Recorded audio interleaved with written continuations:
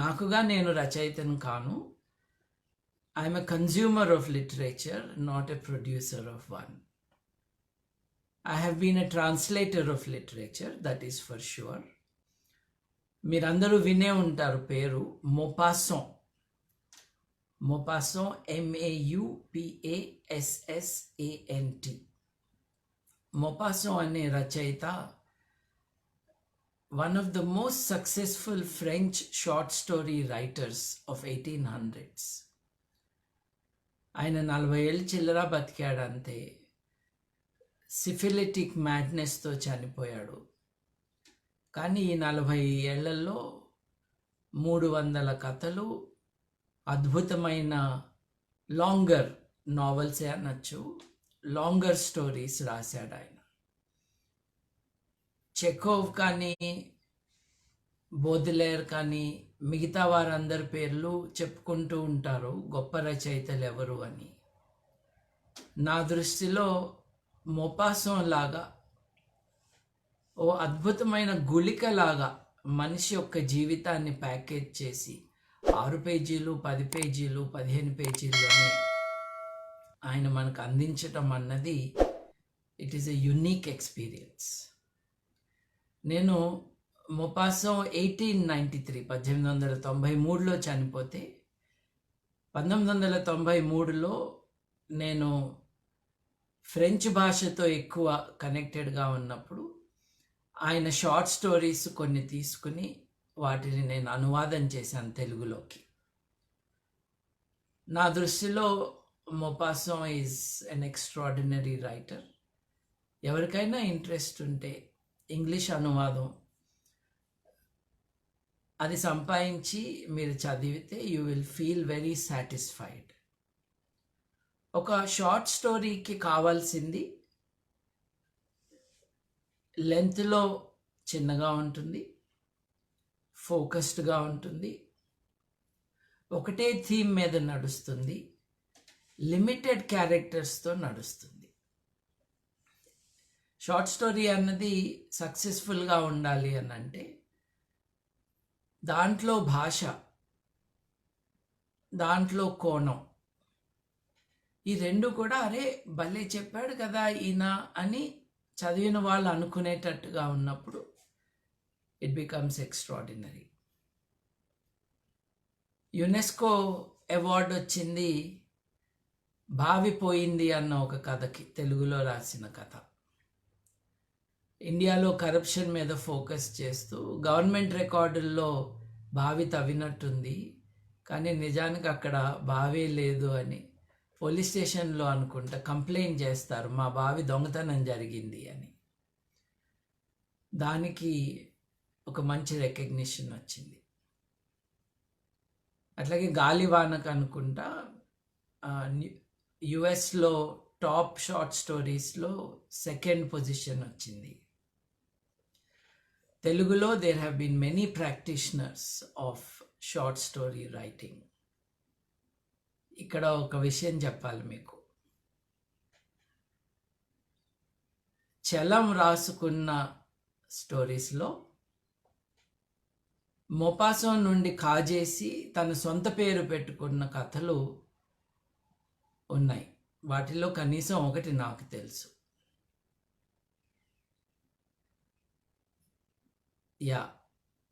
చలం గారు మిగతా విషయాలన్నీ ఏమైనా కావచ్చు కానీ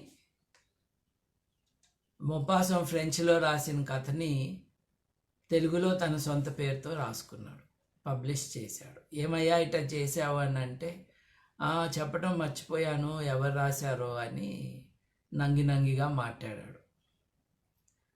ఒకప్పుడు విమెన్స్ లిబరేషన్ కోసం మాట్లాడిన చలం గారు ఆఖరికి రమణాశ్రమంలో కూర్చుని ఇదిగో ప్రపంచం అంతమైపోతుంది, అందరూ అరుణాచలం రండి, ఇక్కడ ఉంటేనే మీరు కాపాడబడతారు అని గగ్గోలు పెట్టి పిచ్చి పిచ్చిగా రాసిన విషయాలు కూడా మనసులో ఉంచుకోవాలి. ఆధ్యాత్మికత పేరుతో వెళ్ళి ఒక మ్యాడ్నెస్కి వెళ్ళిపోయాడు ఆయన.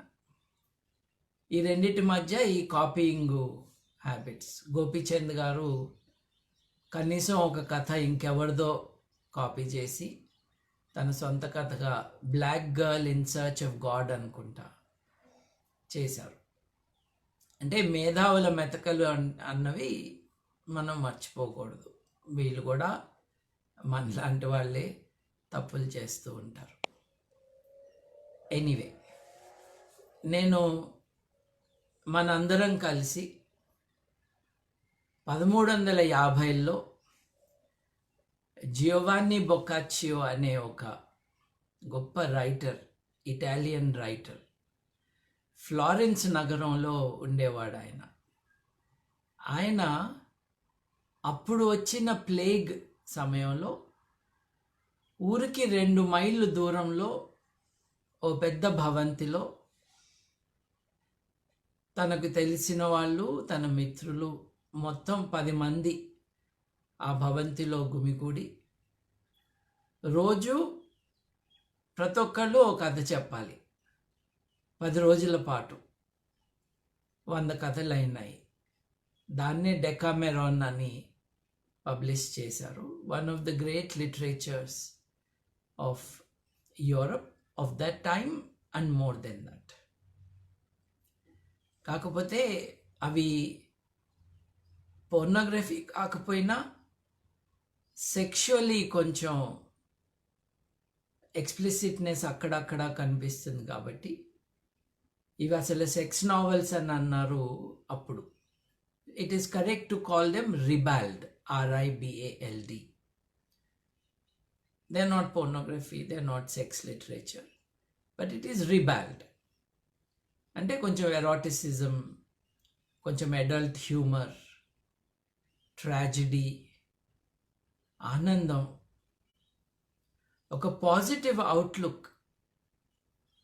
యూరప్లో 1350లో వచ్చిన బ్లాక్ డెత్ ప్లేగ్ కాలంలో అది చైనా నుండి వచ్చింది. అది కూడా చైనా నుండే వచ్చింది. ట్రేడ్ రూట్స్లో వచ్చి యూరప్ దాకా వచ్చినప్పుడు దాదాపు 60% మంది యూరప్లో ఆ రోజు బతికున్న వాళ్ళు చనిపోయారు. అంత ప్రివైలింగ్ డార్క్నెస్లో, అప్పుడు ఉన్న పెసిమిజంలో let us connect with each other అనుకుంటూ వీళ్ళు అక్కడ కథలు రాసుకోవటం, ముందు చెప్పటం, తర్వాత రాయటం, ఇది చేశారన్నమాట. ప్లేగ్ లిటరేచర్ అన్నది లిటరేచర్లో ఒక ప్రత్యేకమైన ఒక కోవకి చెందిందనే చెప్పుకోవచ్చు మనం. ఇప్పుడు మైకేల్ క్రిస్టన్ ఉన్నాడు, జురాసిక్ పార్క్ రాసిన అతను చైనాలో ఒక వైరస్ హ్యూమన్ బాడీలోకి ఎంటర్ అవ్వటం, దాని నుండి వచ్చే డెవస్టేషన్ గురించి ఫిక్షన్లో రాశాడు.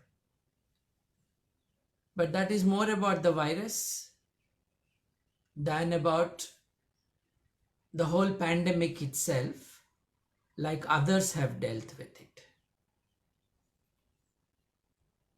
పాండమిక్, ప్లేగ్ లిటరేచర్లో ఫస్ట్ మనం తలుచుకోవాల్సింది, గుర్తుంచుకోవాల్సింది, సాహిత్యంలో నోబెల్ ప్రైజ్ పొందిన ఆల్బెర్ కామ్యూ, ALBERT, కామ్యూ, CAMUS. ఆల్బెర్ కామ్యూ మామూలు మనిషి కాదు. ఆయన మనిషి యొక్క స్వేచ్ఛ కోసం, స్వాతంత్రం కోసం పరితపించిపోయాడు. అంతకంటే ఎక్కువ ద మిజరబుల్ హ్యూమన్ కండిషన్ గురించి ఒక నవల రచయితగా, ఒక తత్వవేత్తగా, the absurdity of human existence and life గురించి రిఫ్లెక్ట్ చేస్తూ ఉంటాయి ఆయన ఆలోచనలు, ఆయన రాతలు. 1940స్లో ఆయన రాయటం జరిగింది. 1940స్లో ఆయన ఉన్న యూరప్లో నాట్సీలు, ఫాషిస్టులు కమ్యూనిస్టులు, మిగతా వలస రాజ్యాల ఎంపైర్ బిల్డర్స్, వీరందరి మధ్య టెన్షన్స్, వీరందరి మధ్య యుద్ధాలు, యూదుల ఊచకోత, ఇదంతా జరుగుతూ ఉండటం is a contemporary picture of Europe when Albert Camus was alive. 4 కోట్ల మంది, 5 కోట్ల మంది హత్య గావించబడినో, యుద్ధంలో చనిపోతేనో, ప్రతి ఇంట్లో ఒక మనిషి చనిపోవటం అన్నది జరిగిన పరిస్థితుల్లో అసలు ఈ జీవితం ఏంటి, దీనికి ఒక డైరెక్షన్, ఒక మీనింగ్ ఉందా అన్న ప్రశ్న రావటం సహజం. ఆ టైంలో అసలు మనిషి యొక్క జీవితానికి అర్థం లేదు, it is meaningless, it is directionless అని అనుకుంటూ కొంతమంది ఆర్ట్ అండ్ లిటరేచర్ ప్రొడ్యూస్ చేయటం జరిగింది. ఆ శ్రేణికి చెందినవాడు ఆల్బర్ట్ కామ్యూ. ఆయన ఎక్కువ కాలం అల్జీరియాలో, that is where he was, if not born, that is where he grew up. Camus ఉత్తర అల్జీరియాలో ఒక ఇమాజినరీ ప్లేగ్ గురించి రాశాడు. ఓరాన్ అనే ఒక నగరంలో పొద్దున్న నిద్ర లేచేటప్పటికి కలుగుల్లోంచి బయటకు వచ్చిన ఎలుకలు ముక్కు నుండి 2 చుక్కలు రక్తం కార్చి వెల్లికిలా పడి చచ్చిపోతాయి.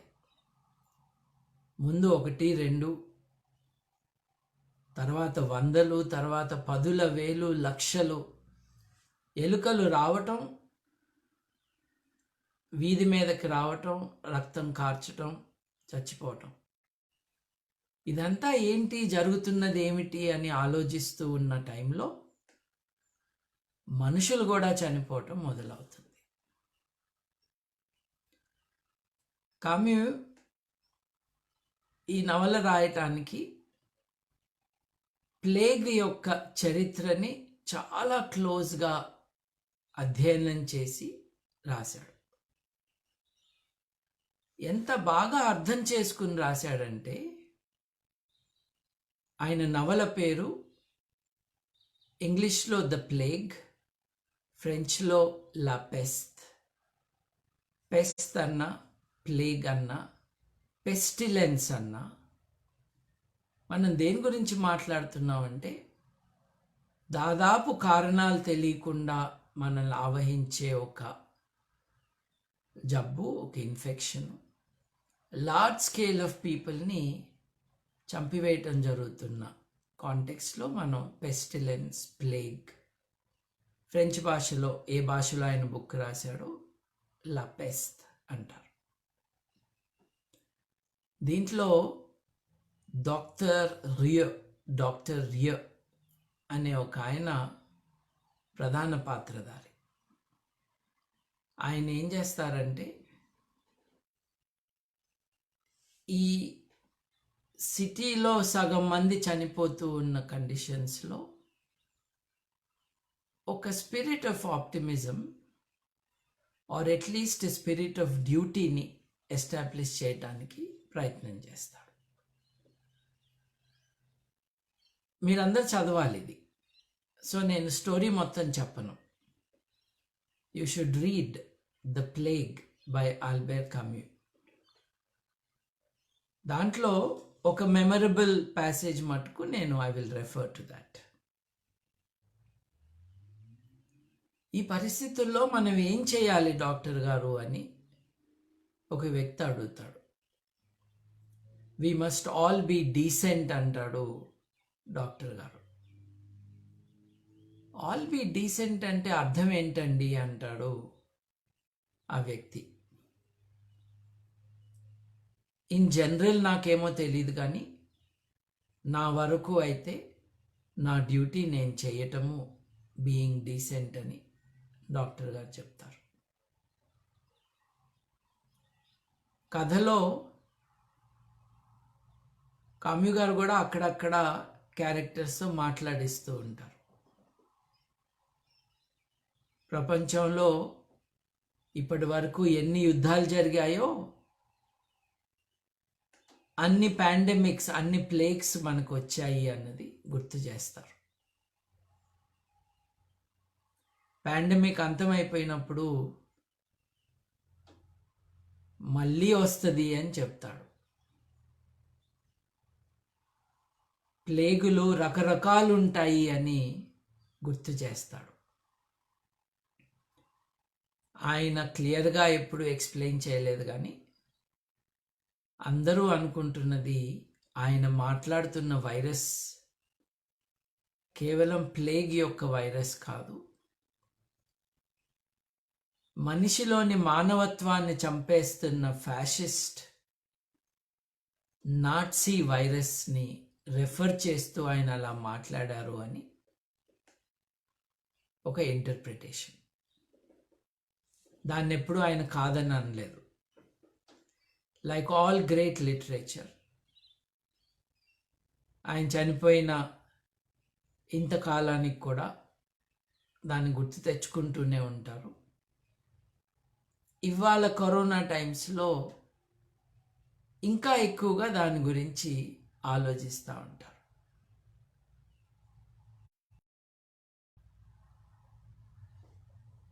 ఇకపోతే ప్లేగ్ లిటరేచరు నేను మీకు ఆల్రెడీ ఐ మెన్షన్డ్ జోవాని బొకాచియో. బొకాచియోకి ఈయనకి మధ్య, ఆల్బర్ట్ కామ్యూకి మధ్య ఇద్దరు వెరీ ఫేమస్ రైటర్స్ ఉన్నారు. శామ్యుయల్ పీప్స్ అని, శామ్యుయల్ పీప్స్, పిఈపివైఎస్, ప్రొనౌన్సియేషన్ పీప్స్ అని చదువుతాం, పిఈపివైఎస్. 1600s ఎర్లీ 1600s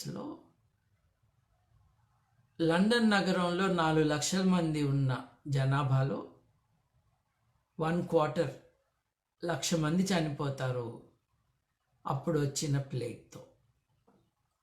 ప్లేగ్ అంటే 2 రకాల డెస్క్రిప్షన్స్ మనం వింటాము. ఒకటేమో బ్యూబానిక్ ప్లేగ్, రెండవది న్యూమోనిక్ ప్లేగ్. ప్లేగ్ అన్నది ఎలుకలు వాటితో ఉన్న ఫ్లీస్ నుండి మనిషిలోకి వస్తుంది, ఒక బ్యాక్టీరియం ద్వారా, వైరస్ కాదు, బ్యాక్టీరియా. అయితే శరీరంలోని లింఫ్ నోడ్స్ని ఆశించినప్పుడు, ఆ గ్రంథులను మాత్రమే అది ఎఫెక్ట్ చేసినప్పుడు అవి వాసిపోయి చాలా బాధాకరంగా ఉండి అక్కడే పస్ ఫామ్ అయ్యి లైఫ్ ఈజ్ హెల్. దాన్ని బ్యూబానిక్ ప్లేగ్ అంటారు. బ్యూబానిక్ ప్లేగ్ ఏంటంటే మనిషి నుండి మనిషికి సోకదు. That is important. Bubonic plague వచ్చినప్పుడు వ్యాధిగ్రస్తుడు చనిపోవటం జరుగుతుంది.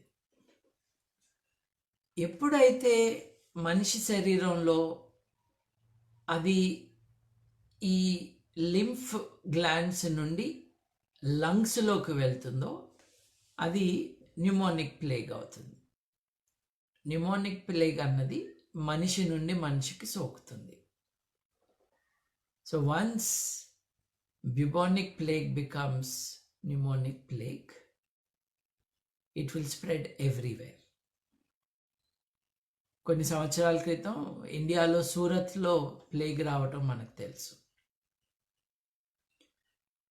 ఒకప్పుడు యూరప్లో సగం జనాభాని అంతం చేసి, సగం కంటే ఎక్కువ జనాభాని అంతం చేసిన ఈ ప్లేగు నేడు కూడా మనతో ఉన్నది. నేను ఇంటర్నెట్లో ఎకిలి కామెంట్లు చూస్తూ ఉన్నాను. ఒక ముఖ్యమంత్రి ఈ వైరస్ మనతోనే ఉంటుంది అని కరోనా వైరస్ గురించి చెప్తే ఇట్లా అన్నాడు అట్లా అన్నాడు అని క్రిటిసైజ్ చేయడానికి 1,00,000 కారణాలు ఉన్నాయి, కానీ ఇది కారణం కావటానికి వీల్లేదు. ఎందుకంటే that is the biology of viral infection. మొజాంబిక్లో, మడగాస్కర్లో, పెరూలో ఇప్పటికి కూడా బ్లాక్ డెత్ ప్లేగ్ ఉన్నది. కాకపోతే ఒకప్పుడు 5-6 కోట్ల మందిని అవలీలగా చంపేసిన ఈ జబ్బు ఇవాళ సంవత్సరం మొత్తంలో ఒక 300-400 మందిని చంపుతుంది 800 కోట్ల జనాభా ఉన్న భూమి మీద. So we have to definitely understand the science behind these things. So Samuel peeps అనే ఆయన తన ఊళ్ళో తన ఇంట్లో ఆ రోజు వైద్యులు చెప్పినట్టుగా బయటకు వెళ్లకుండా జాగ్రత్తగా ఉండి అక్కడ నుండి తను గమనిస్తున్నదంతా కూడా రాశాడు. రాసిన తరువాత దేవుడే ఇక మనల్ని కాపాడగలిగేది అని అన్నాడు. ప్రతిరోజు గుర్రబండ్లు ఎన్నెన్ని శవాలను తీసుకొస్తున్నాయి, ఎక్కడెక్కడ ఎంతమందిని పాతి పెడుతున్నారు. రోజుకి 1000, 1500, 2000 మంది శవాలు అట్లా తీసుకురావటం, గుట్టలు గుట్టలుగా పేర్చటం, ఇవన్నీ కూడా ఆయన ఒక అబ్జర్వర్గా రికార్డ్ చేశాడు. కాకపోతే ఒక విషయం, అంతమంది చనిపోతున్నారు అని రాసిన ఈయన ప్యారలల్గా వివాహేతర సంబంధాలు తను పెట్టుకుంటున్నవి కూడా రికార్డ్ చేశాడు. అంటే ఒక రకంగా లైఫ్ గోస్ ఆన్, ఒక రకంగా లైఫ్ స్టాప్స్, ఒక రకంగా లైఫ్ ఎండ్స్. సో ప్లేగ్ టైంలో గ్రేటెస్ట్ డెవస్టేషన్ కాజ్ చేసిన బ్లాక్ డెత్, ఆ తర్వాత 1600sలో వచ్చిన ప్లేగ్ అటాక్, ఈ రెండు జరుగుతున్నప్పుడు లిటరరీ ఫిగర్స్ మటుకు వారి ఆలోచనల్ని, వారి భావాల్ని, వారి అనుభవాల్ని రాయటం జరిగింది. So we should remember that people react differently to these things, not all in panic and desperation. ఇకపోతే రాబిన్సన్ క్రూసో స్టోరీ బహుశా అందరికీ తెలిసే ఉంటుంది. రాబిన్సన్ క్రూసో బుక్ రాసిన ఆయన పేరు డానియల్ డెఫో. డానియల్ డెఫో అనే ఆయన ఒక స్కాటిష్ నేవల్ ఆఫీసర్ యొక్క పర్సనల్ అడ్వెంచర్స్ని బేస్ చేసుకుని రాబిన్సన్ క్రూసో అని ఒక నవల రాశాడు, ఫిక్షన్. ఆయన ప్లేగ్ డైరీ అని కూడా రాశాడు. విషయం ఏంటంటే ప్లేగ్ వచ్చిన టైంలో డానియల్ డెఫోకి కేవలం 5 ఏళ్ళు వయస్సు. సో ఆయన చూసి రాసిందేమీ కాదు అది. అసలు ఆయన ఏది నిజం రాయలేదు అని తర్వాత చెప్తూ ఉన్నారు డానియల్ డెఫో యొక్క రికార్డ్ గురించి. నేను ఇందాక ప్రసాదమూర్తి బండారు గారు లైవ్లోకి వచ్చినట్టుగా చూశాను. వారి ప్రోత్సాహంతో నేను చేసిన బిగ్ క్వశ్చన్ విత్ బాబు గోగినేనిలో ఒక ఎపిసోడ్లో రాబిన్సన్ క్రూసో యొక్క స్టోరీ గురించి కూడా చెప్పడం జరిగింది. ఓపికన్న వాళ్ళు క్యాలెండర్ కథలో ఎపిసోడ్స్ చూస్తే దాంట్లో మీకు ఈ వివరాలు కూడా దొరుకుతాయి. నా అంతకు ముందు కూడా 1300లో ఈ ప్లేగ్ కారణంగా ఇంతమంది చనిపోవటం, అంతకుముందు 530sలో ఎంపరర్ జస్టీనియన్, రోమన్ చక్రవర్తి ఎంపరర్ జస్టీనియన్ ఉన్నప్పుడు బహుశా ప్రపంచ జనాభాలో 13% మంది చనిపోయారు. 13% మంది. అప్పుడు ప్రపంచ జనాభా మరీ ఎక్కువేం కాదు. 2.5 కోట్ల మంది చనిపోవటం జరిగింది.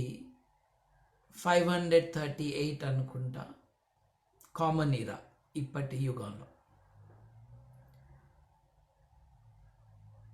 ఎలా చనిపోయారు, ఏ జబ్బుతో చనిపోయారు అని అంటే అది స్మాల్ పాక్స్ అన్న అయి ఉండాలి, ప్లేగ్ అన్న అయి ఉండాలి అన్నది శాస్త్రవేత్తల అంచనా. అంతకుముందు మార్కస్ ఒరీలియస్ అన్న పేరు విన్నారా? రోమన్ చక్రవర్తి మార్కస్ ఒరీలియస్. ఆయన అడుగుతాడు, hast thou reason, then why dost thou not use it? నీకు హేతుబద్ధత ఉన్నదా? ఉంటే నువ్వెందుకు వాడుకోవట్లేదు అది అని అడుగుతున్నాడు రోమన్ సామ్రాజ్యంలో చక్రవర్తి గారు. కొంతమంది రోమన్ చక్రవర్తులు కత్తులు కటార్లు సామ్రాజ్య విస్తరణే కాకుండా they also paid attention to literature and thinking.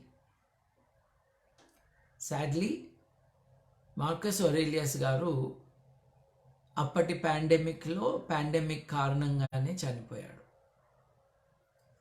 కానీ పాండమిక్ యొక్క లాస్ట్ ఫేజ్లో ఆయన రిఫ్లెక్షన్స్, మెడిటేషన్స్ అని ఒక పుస్తకంగా ప్రచురించారు. తర్వాత తన ఆలోచనల్ని, తన రిఫ్లెక్షన్స్ని మెడిటేషన్స్ అన్న పుస్తకంగా పబ్లిష్ చేశారు.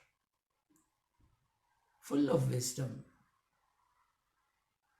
ఇప్పుడు మనం ప్రపంచంలో ఆలోచన పరులుగా ఉన్న రాజ్యాధినేతలు ఎవరు అని చూసుకున్నప్పుడు Marcus Aurelius will be one of those top people. ఆ టైంలో మార్కస్ ఒరేలియస్ టైంలో ప్రపంచ జనాభా మొత్తం ఇది 163 కామన్ ఇరాలో రఫ్లీ వుడ్ బి ద టైమ్. అప్పటికి ప్రపంచంలో 15 కోట్ల మంది ఉండేవాళ్ళు అంతే. ఈ అంచనాలు వైల్డ్లీ దే డిఫర్. 15 కోట్లు అంటారు, కొంతమంది 25 కోట్లు అంటారు, కొంతమంది ఇంకా తక్కువ ఉండేవారని అంటారు. ఎందుకంటే ఇవాళ కూర్చుని అంచనా వేయటం చాలా కష్టం. But it is a fact that the numbers are small. 15 కోట్లు కాకపోతే 30 కోట్లు, బట్ వెరీ స్మాల్. ప్రపంచమంతా. అంతకు ముందు మార్కస్ ఒరేలియస్ లైఫ్కి ముందు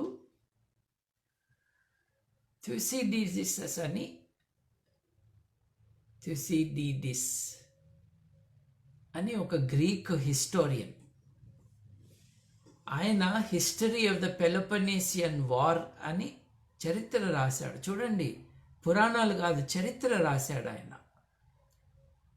ఆయన ఎప్పుడు పుట్టాడు అంటే ఇదంతా ఎప్పుడు జరిగింది అంటే నేటికి దాదాపు 2500 సంవత్సరాలకి పూర్వం.